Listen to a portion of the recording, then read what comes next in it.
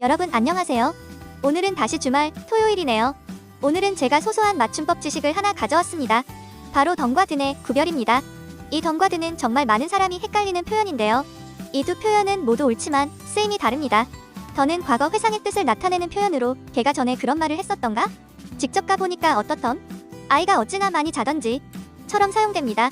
든은 선택이나 양보의 뜻을 나타내는 표현으로 볼펜이든 연필이든 상관없어.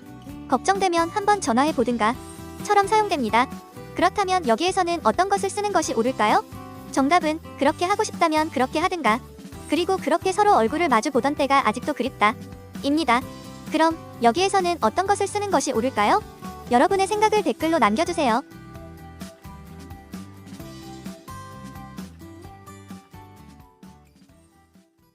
여러분 안녕하세요.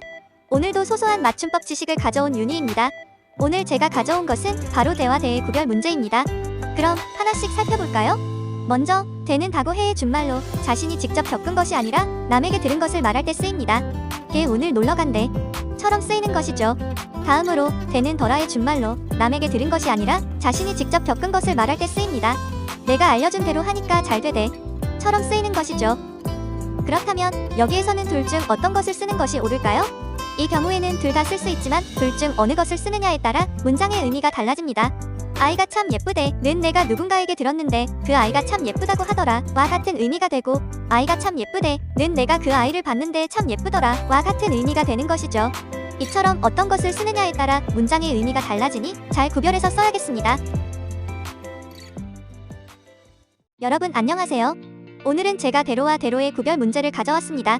그럼 하나씩 살펴볼까요? 우선 대로는 무엇과 같이, 무엇이 나타나는 즉시, 무엇이 나타나는 족족, 그리고 무엇에 근거하거나 달라짐이 없다는 것 등 많은 의미로 쓰이는데요.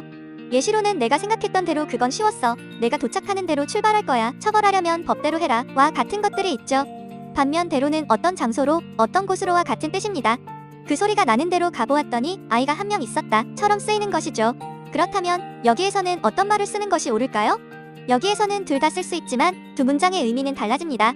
증거물이 확인되는 대로 가보겠습니다 는 증거물이 확인되는 즉시 혹은 확인되는 족족 가보겠습니다 와 같은 뜻이 되고, 증거물이 확인되는 대로 가보겠습니다 는 증거물이 확인되는 곳으로 가보겠습니다 와 같은 뜻이 되는 것이죠. 그렇다면 여기에서는 어떤 말을 쓰는 것이 가장 자연스러울까요? 여러분의 의견을 댓글로 남겨주세요. 여러분 안녕하세요. 오늘 제가 가져온 것은 바로 대와 대의 구별 문제입니다. 이 맞춤법 역시 정말 많은 사람이 틀리는 맞춤법인데요. 이 둘을 구별하는 데에 유용한 몇 가지를 함께 살펴보고자 합니다. 첫째, 되는 되어가 줄어든 말입니다. 되 또는 되를 써야 할 자리에 되어를 넣어서 어색하다면 되가 옳고, 어색하지 않다면 되가 옳은 것이지요. 그래도 되나요? 와 같은 문장을 그래도 되어나요? 와 같이 바꾸면 어색함으로 되가 아니라 되가 옳다는 것을 알 수 있습니다. 둘째, 하와 해를 이용하는 구별법도 있습니다. 그 자리에 하를 넣었을 때 말이 되면 되가 옳고, 해를 넣었을 때 말이 되면 되가 옳은 것이죠. 그래도 하나요? 는 말이 되지만 그래도 해나요? 는 말이 되지 않으므로 그래도 되나요? 가 아니라 그래도 되나요? 가 옳음을 알 수 있습니다. 셋째, 현대 한국어에서 되디라는 글자는 쓰이지 않습니다. 그리고 넷째, 문장 끝에서는 언제나 되를 쓰는 것이 옳습니다. 그렇다면 여기에서는 둘 중 무엇을 써야 할까요? 여러분의 의견을 댓글로 알려주세요. 여러분 안녕하세요. 오늘은 제가 안과 안의 구별 문제를 가져왔습니다. 헷갈리는 안과 안 구별하는 데 유용한 사실들을 함께 살펴보아요. 첫째, 안은 아니의 준말이고 안은 아니하의 준말입니다. 즉, 그 자리에 아니를 넣어 말이 되면 안이 옳고, 아니하를 넣어 말이 되면 안이 옳은 것이죠. 둘째, 아니나 안의 앞말이 지로 끝나면 안을 쓰는 것이 옳습니다. 거기는 가고 싶지 않아의 경우에는 안 앞에 싶지가 왔으므로 안을 써야 하는 것이죠. 셋째, 안은 빼고 읽어도 문장이 되지만 안은 빼고 읽으면 문장이 되지 않습니다. 거기는 안 가고 싶어에서는 안을 빼도 문장이 되므로 안이 옳지만 거기는 가고 싶지 않아에서는 안을 빼면 문장이 되지 않으므로 안이 옳은 것이죠. 그렇다면 여기에서는 무엇을 쓰는 것이 옳을까요? 여러분의 생각을 댓글로 알려주세요.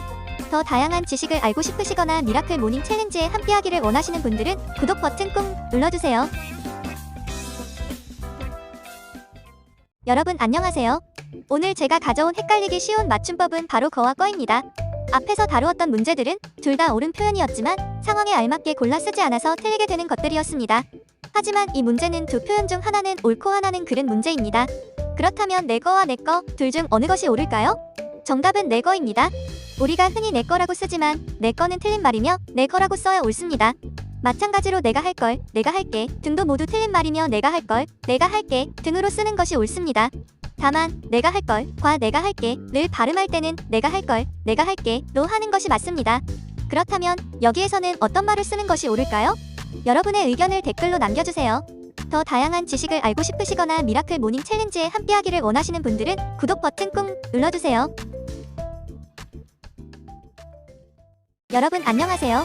윤희의 미라클 모닝의 윤희입니다. 오늘 제가 가져온 헷갈리기 쉬운 맞춤법은 바로 율과 률의 구별 문제입니다. 율과 률, 둘 중 어떤 것을 써야 하는지 헷갈릴 때가 많은데요. 사실 규칙은 간단합니다. 율 또는 률의 바로 앞 글자에 받침이 없거나 니은 받침이 있다면 율을 쓰는 것이 옳고, 앞 글자에 니은 이외의 받침이 있다면 율을 쓰는 것이 옳습니다. 이를테면 비율, 백분율은 앞 글자에 받침이 없거나 니은 받침이 있으므로 율을 쓰게 되는 것이고, 출석률, 능률은 앞 글자에 니은 이외의 받침이 있으므로 율을 쓰게 되는 것이죠.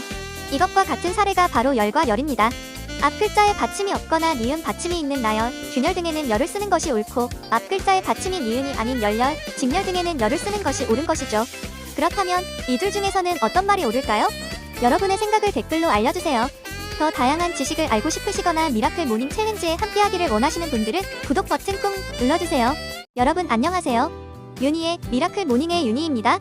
오늘 제가 가져온 헷갈리기 쉬운 맞춤법은 바로 양과 량의 구별 문제입니다. 이 표현을 사용할 때의 규칙은 율과 률을 사용할 때의 규칙과는 좀 다릅니다. 이 표현의 경우에는 양 또는 양 앞에 한자어가 오면 둘 중 양을 쓰는 것이 옳고, 고유어 또는 외래어가 오면 양을 쓰는 것이 옳습니다. 이를테면 작업량, 가사량의 경우에는 앞에 한자어가 왔으므로 양을 쓰는 것이 옳고, 구름양, 칼로리양의 경우에는 앞에 고유어 또는 외래어가 왔으므로 양을 쓰는 것이 옳은 것이죠. 이와 같은 사례가 난과 난입니다. 앞에 한자어가 온 복자란, 공란의 경우에는 난을 쓰는 것이 옳고, 앞에 고유어나 외래어가 온 스포츠난, 알림난의 경우에는 난을 쓰는 것이 옳은 것이죠. 그렇다면 이 둘 중에서는 어떤 말이 옳을까요? 여러분의 생각을 댓글로 알려주세요. 더 다양한 지식을 알고 싶으시거나 미라클 모닝 챌린지에 함께하기를 원하시는 분들은 구독 버튼 꾹 눌러주세요. 여러분 안녕하세요. 윤희의 미라클 모닝의 윤희입니다. 오늘 제가 가져온 헷갈리기 쉬운 맞춤법은 바로 웬과 웬의 구별 문제입니다. 이것은 굉장히 헷갈릴 수 있는 맞춤법인데요. 하지만 기본적인 구별법은 매우 간단합니다. 바로 왠지를 제외한 다른 때에는 웬을 쓰는 것이 옳다는 것입니다. 즉, 왠지, 웬만하면, 웬일 모두 틀린 표현인 것이죠. 또, 웬은 외인의 준말이므로 웬이나 웬이 들어갈 자리에 외인을 대신 넣어 어색한지 어색하지 않은지 확인하는 구별법도 있습니다. 그리고 웬이 붙어서 합성어가 된 낱말들의 경우를 제외하고는 웬과 그 다음 단어는 띄어 써야 합니다. 즉, 웬일, 웬만하면 등은 붙여 쓰는 것이 옳고, 웬소란, 웬떡 등은 띄어 쓰는 것이 옳은 것이죠. 그렇다면 여기에서는 어떤 말을 쓰는 것이 옳을까요? 여러분의 생각을 댓글로 알려주세요. 더 다양한 지식을 알고 싶으시거나 미라클 모닝 챌린지에 함께하기를 원하시는 분들은 구독 버튼 꾹 눌러주세요.